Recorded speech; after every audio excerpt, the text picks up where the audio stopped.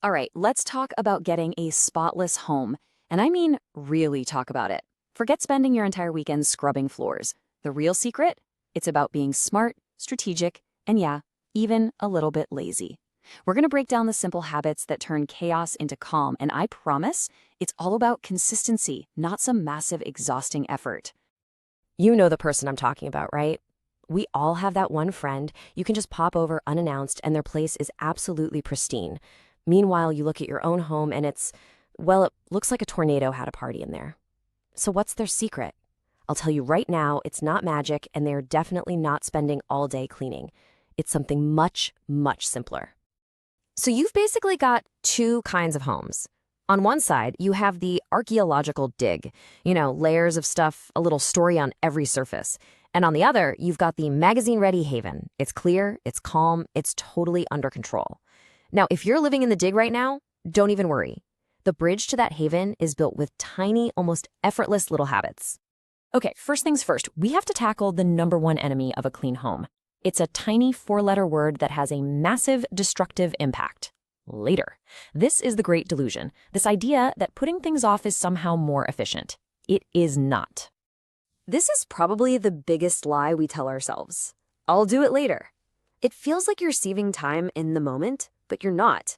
You're just creating a much bigger, uglier problem for your future self. Those little postponed tasks, they don't just sit there waiting patiently. Oh no, they multiply. They have friends. So, how do we fight this later delusion?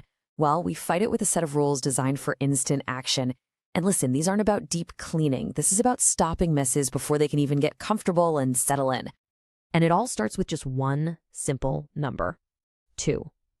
That's it. This number is your new secret weapon. It's going to be your magic bullet for conquering clutter before it even has a chance to start. And here it is, the 2-minute rule. And trust me, this thing is brutally effective. The whole idea is so simple. If you look at a task and you know deep down it'll take less than 2 minutes to get it done, you just do it right then. No hesitation, no negotiation with yourself. So here's what that looks like in the real world. You see that pile of junk mail on the counter? Ask yourself, does tossing it take less than 2 minutes? Yup, do it now. That one coffee mug in the sink? Wash it. The jacket you just tossed on the chair? Hang it up. See, these tiny little actions prevent the pileup that leads to that huge, overwhelming mess later. And speaking of that chair, oh, you know the one I'm talking about. We all have one. It's just piled high with clothes that aren't quite dirty, but they're not quite clean either. That chair isn't a piece of furniture anymore. It's a symptom that our whole system is broken. And that brings us to the next crucial rule. The solution to the monster on your chair is this simple idea. Everything has a home. When every single item you own has a designated spot, putting it away becomes an automatic, thoughtless task. Your keys go on the hook. Your mail goes in the tray. Your shoes go in the closet. You literally stop wasting time and mental energy just looking for your own stuff. Now, these first rules are great for managing the mess that's already there. But how do we actually prevent clutter from taking root in the first place? Well, it's all about managing the constant flow of stuff in your life. Think about your home like a simple equation. For a lot of us, there's a problem. Stuff is constantly coming in, but nothing ever leaves.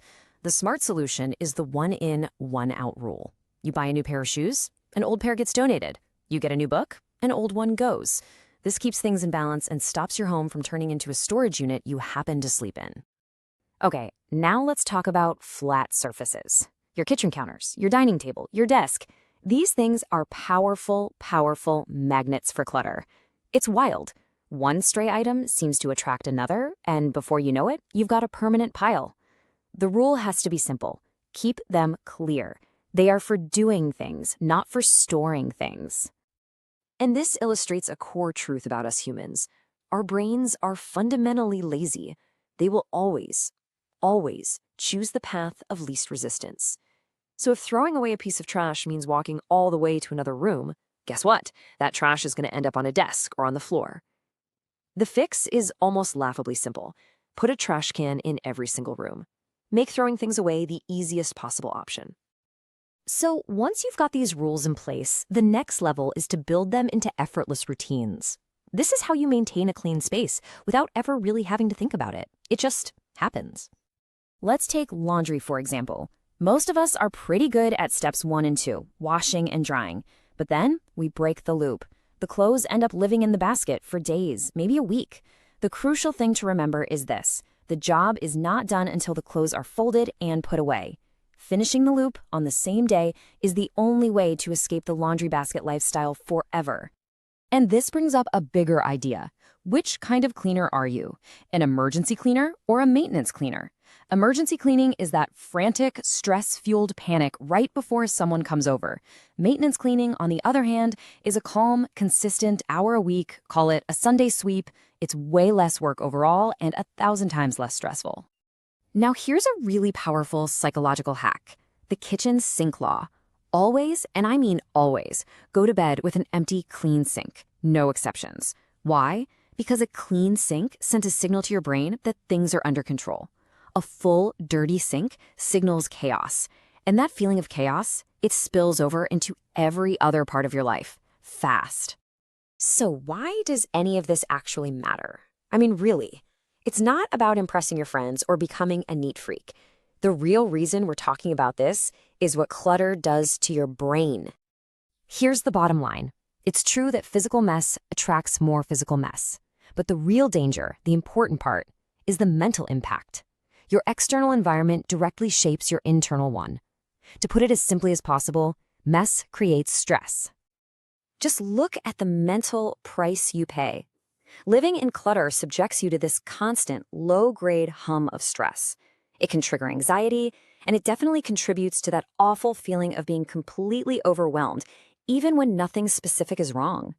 It's a silent killer of your focus and your peace of mind. So here's the most important point of all. People with clean homes aren't morally superior. They're not better people than you. They've simply made a conscious decision. They've decided that the person they're going to be tomorrow deserves to wake up in a calm, supportive space, not in the chaos of yesterday's mess. And that is the question I really want to leave you with. Who does your future self deserve to be? Do they deserve to start the day already overwhelmed, already behind, cleaning up problems from yesterday? Or do they deserve to wake up feeling calm, focused, and in complete control of their space? If any of this is hitting home for you, don't wait. Do not say later. Use that little spark of energy you're feeling right now. Pick one thing: a dish, a piece of mail, that jacket on the chair. Clean something right now.